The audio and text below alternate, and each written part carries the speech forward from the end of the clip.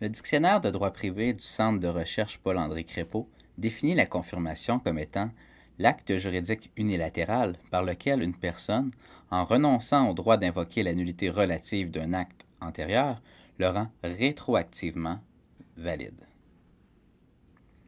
Cette possibilité est uniquement prévue dans les cas de nullité relative, puisque le contrat frappé de nullité absolue ne peut être confirmé. Cela est logique, puisqu'il s'agit d'une nullité absolue. Il est question de l'intérêt général et non de l'intérêt individuel d'un contractant. L'article 1423 du Code civil prévoit les conditions dans lesquelles la confirmation peut se produire. Tout d'abord, s'agissant d'un acte juridique unilatéral, elle implique la volonté d'un seul contractant. La volonté de renoncer à invoquer la nullité peut être expresse, tout comme elle peut être tacite. Lorsque la volonté est expresse, le co-contractant l'exprime oralement ou par écrit. Lorsqu'elle est tacite, elle s'inférera des faits et gestes du contractant. Il peut s'agir de l'exécution volontaire de ses obligations découlant du contrat, telles qu'un paiement. S'agissant d'un acte abdicatif, c'est-à-dire la renonciation à l'exercice d'un droit, la confirmation ne se présume pas. Ainsi, la partie prétendante à la confirmation doit en faire la preuve.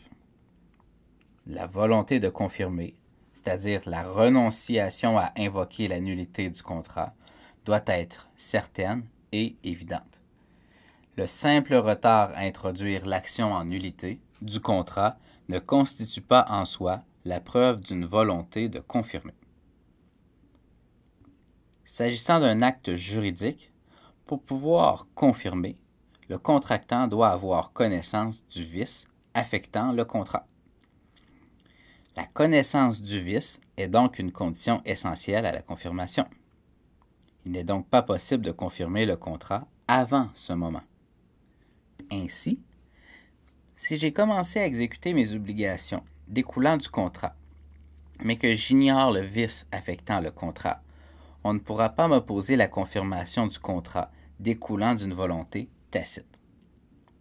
En renonçant à son droit d'invoquer la nullité relative du contrat, le co-contractant rend le contrat rétroactivement valide à sa date de formation. Il ne pourra plus, par la suite, soulever la nullité du contrat pour ce motif particulier. Toutefois, s'il découvre un autre motif de nullité du contrat, par exemple une contravention à l'ordre public de direction, il pourra soulever ce nouveau moyen de défense.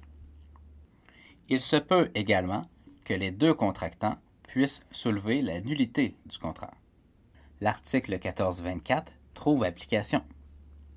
À titre d'exemple, voulant se départir de son chien, Albert publie une offre de vente vantant les qualités exceptionnelles de son chien.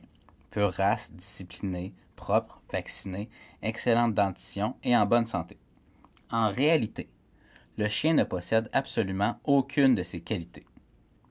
Prenant connaissance de l'annonce, mais n'ayant pas la somme d'argent demandée, Bernard contacte Albert en prétendant être non-voyant. Albert donne alors son chien à Bernard. Dans ce scénario, le consentement des deux contractants est vicié. Le consentement de Bernard est vicié par le dol d'Albert. Il y a ici erreur sur les qualités de l'objet, c'est-à-dire les attributs exceptionnels du chien. Inversement, le consentement d'Albert est vicié par le dol de Bernard. Il y a ici erreur sur les qualités de la personne, puisqu'Albert a donné et non vendu son chien en raison du fait qu'il croyait Bernard non-voyant. Par hypothèse, si Albert confirme le contrat, c'est-à-dire renonce à son droit d'invoquer la nullité du contrat pour cause d'erreur dolosive, Bernard pourra tout de même soulever la nullité du contrat en raison du dol dont il a été lui-même victime et qui a provoqué son erreur sur les qualités de l'objet.